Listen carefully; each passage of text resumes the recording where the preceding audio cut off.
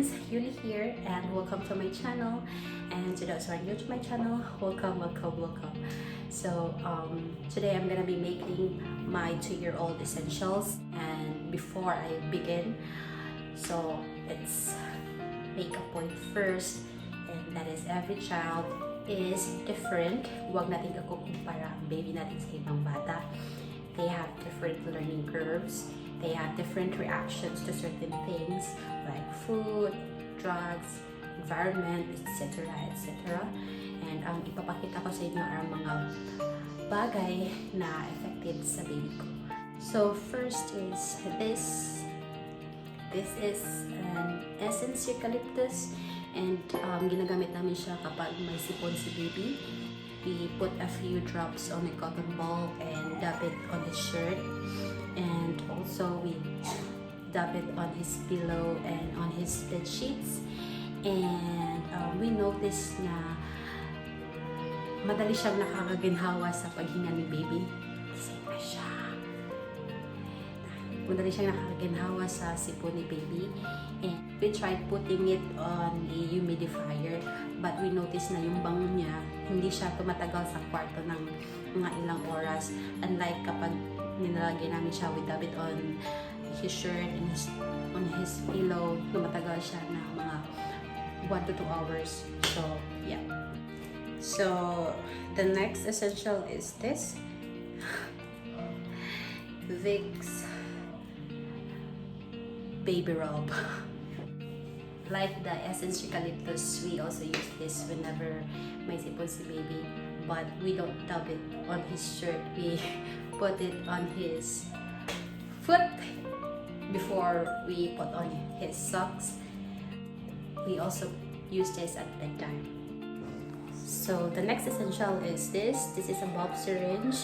We usually use this kapag may sipon si baby, and as you can see, napaka-soft lang ng tip niya. And madali rin siyang hugasan. Ang paghugas nito is just use the warm soapy water. Yan. So next is this. This is zinc oxide plus calamine. Yung brand name niya is Calmoseptine ointment. We usually use this every time may rashes si baby or may, maliit na sugat na scrapes. Used for urine, diarrhea, perspiration, wound or fistula drainage, impetigo, incontinence, diaper rash, minor burns, cuts, scrapes, chapping, itching, hemorrhoids, fungal infection, eczema, prickly heat, rashes, and acne. Temporarily relieves discomfort and itching. Prickly heat. Ano nga sa Bisaya bungag singot? I don't know what it's called in Tagalog. If you know the answer, comment down below. So yeah. So next is this. We also have the other toothbrush, but hindi na niya ginagamit ito ngayon. Ito. Hindi na ito ginagamit na. Kasi marunong na siya mag-control. And kapag hindi pa marunong mag-control yung baby niyo sa paggamit ng toothbrush, it's better na bumili kayo niya ng toothbrush na may guard para hindi dumaritsa sa lalamunan niya. Pero yung baby ko marunong na siya mag-control using his toothbrush, so I bought him this next essential oil. I know a few moms there know what is this. This and this. I'm also gonna do another video how to use this. Okay, so this is the nebulizing machine. This is the tube and all, and this is the medicine.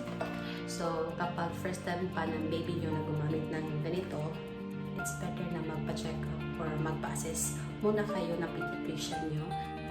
Baka may reaction ng baby nyo sa gamot na to. The pediatrician doctor suggested na bumili kami ng sarili naming kit at home para every time na manotice ko na may ganyang sign si baby, automatic namin siyang ipa-nebulize. So, ayun, yun yung mga essentials my 2-year-old essentials. And please comment down below ano din yung mga 2-year-old essentials nyo.